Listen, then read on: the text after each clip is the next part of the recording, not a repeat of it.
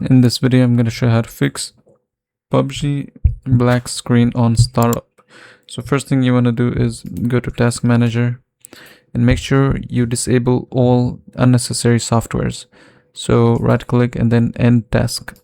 If you see multiple softwares running at the same time, this is a bad thing, so you'll have to just disable them. You need to have just one game running at a time.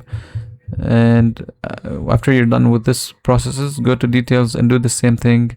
If you see multiple games or softwares running, just right click and click end process tree. After this, you want to go here and type device manager. Then under display adapters, make sure you always update to the latest version for your drivers. So if you click here, you'll be able to update. Click next and it will update. You can update it also if you want. If you have like NVIDIA, you can type the name of your graphics card and just update it through the software. Go to drivers and update. Next thing, you want to go and type run.